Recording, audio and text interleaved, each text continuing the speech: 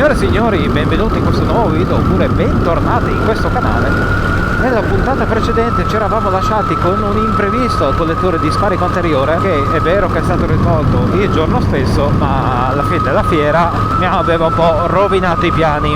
Oggi non ripeterò le mie intenzioni di quel giorno, ma semplicemente farò una specie di ritorno al passato. Uno dei primi video di questo canale era la Verzegnis Sella Chianzotan, ripresa senza nessun tipo di parlato, soltanto con una musica di sottofondo, in sella alla Aprilia K Nord e TV 1000 se non mi ricordo male. Oggi ripeteremo quella strada ma con un piglio diverso.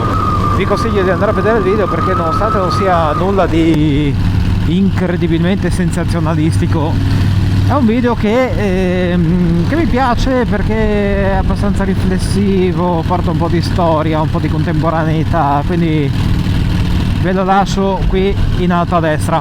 Ma ovviamente un nuovo video da dove deve iniziare? Dal distributore di benzina. E anche il pieno l'abbiamo fatto. Azzeriamo il parziale. Via. In questo momento ci troviamo nella città alpina di Tolmezzo, che è la nostra prima tappa per raggiungere Verzegnis. Quindi mettiamo che magari siete di tutt'altre le zone dell'Italia o magari dall'estero, non lo so, e volete fare un giro da queste parti. Tolmezzo è il punto ideale per trovare un pernottamento e poi farsi tutta una serie di giri in queste zone, come ad esempio la strada che vedremo oggi, la panoramica delle vette, il monte Zoncolan, oppure per andare in Austria attraverso il passo di Monte Croce Carnico. E io nel parlare con voi nel mentre ho sbagliato la strada. Se passate qua andate da Molinari, fa dei salumi bestiali. Detto ciò, a questa rotonda noi ovviamente saliamo direzione Verzegnis e ci godiamo un paio di curve.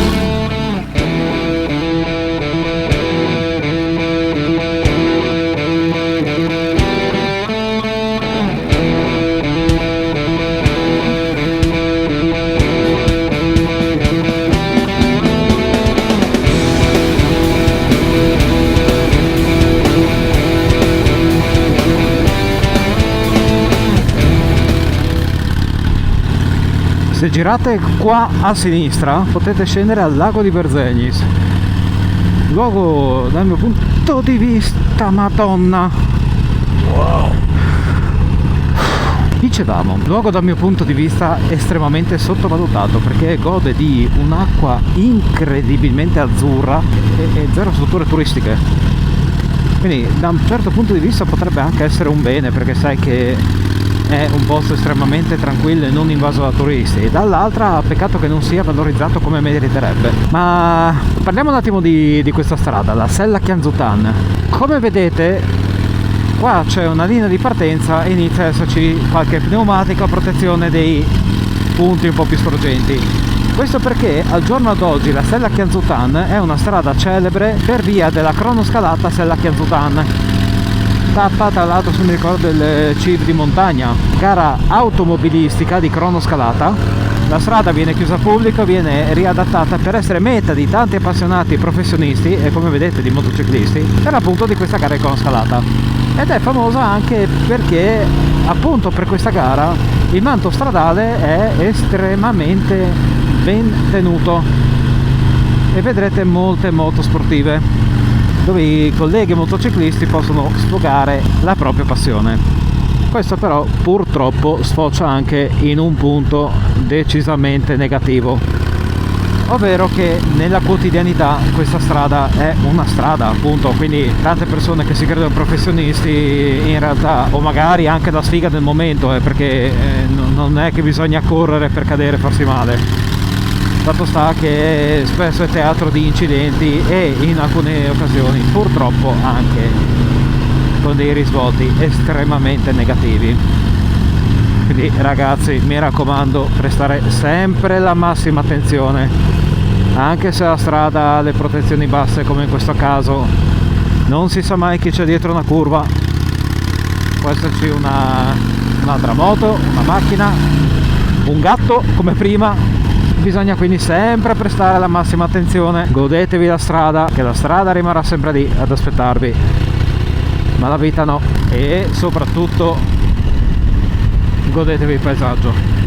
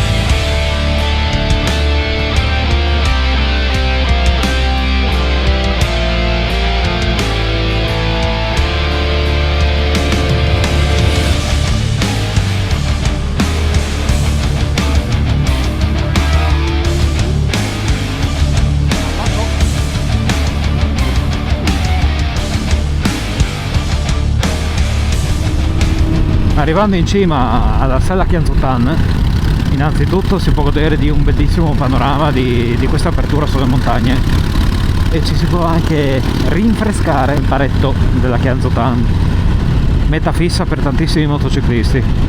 Oggi ce ne sono anche stranamente pochi, tra l'altro.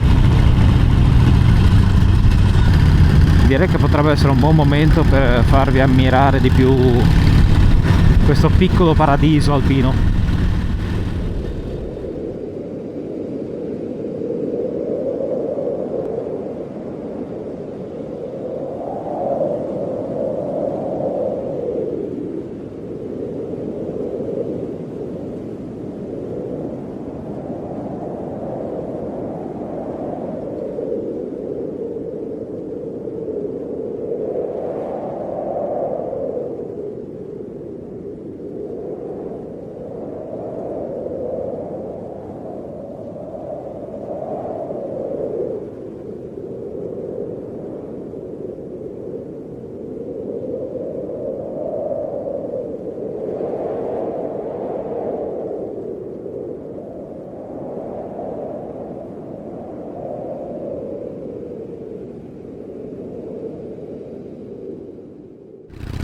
C'è parecchio vento oggi in quota. Pensavo di riuscire a far volare il drone, ma a quanto pare invece ce l'abbiamo fatta. Mi piace dare un po' un risvolto anche non prettamente motociclistico ai giri che faccio, perciò sappiate che queste zone naturalisticamente parlando sono molto rare, perché ci sono parecchie varietà di piante endemiche che riescono a crescere soltanto qui nella Sella Kianzutan. Facendo alcuni riferimenti storici posso dirvi che la Sella Kianzutan veniva spesso utilizzata nella prima guerra mondiale come tratta per il contrabbando. Non era una tratta di guerra, però era a quanto pare una tratta molto interessante per i contrabbandieri. Cioè, guardate che roba, guardate che spettacolo, porca puttana. Una curva dietro l'altra, a ogni curva la natura regala un paesaggio incredibile. Esattamente lì sotto c'è Pozzis e come vedete c'è Little Motorcycle Museum. A Pozzis, per chi non lo sapesse, c'è l'incredibile Alfeo Carnielutti. Adesso non mi ricordo i numeri precisi di età, ma so che tipo si parla di lui probabilmente sui 63 anni, credo.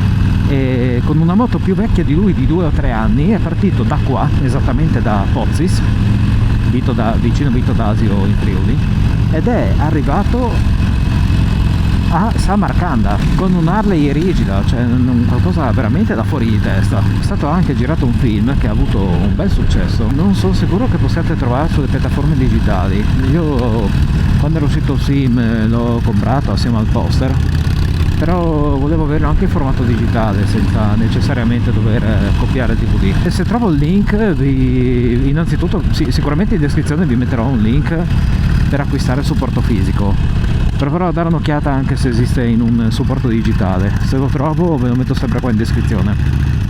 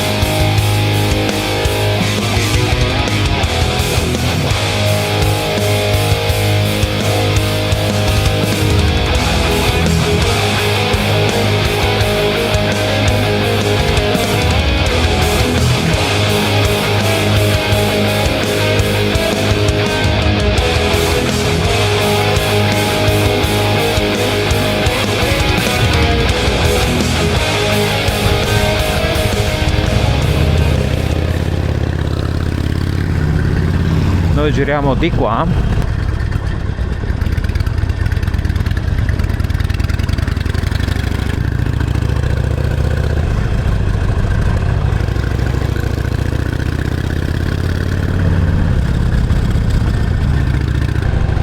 Vedete, voi arrivate così tranquilli, vi guardate intorno e poi così a caso. Che roba.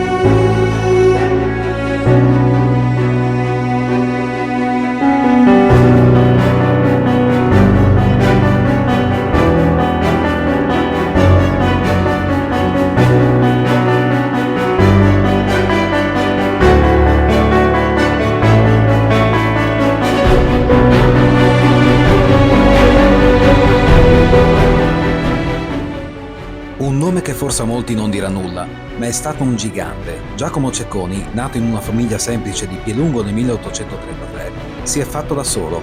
Partito come manovale, con forza, passione e determinazione, è diventato uno dei più grandi impresari del suo tempo, non solo in Italia, ma anche nell'impero austro-ungarico. Ha progettato ferrovie, viadotti, gallerie, ma ha anche pensato alle sue radici con un forte rimboschimento della valle, piantando milioni di alberi e rimodellando il paesaggio. Questo castello è il simbolo di un'epoca, ma soprattutto della tenacia tipicamente friulana.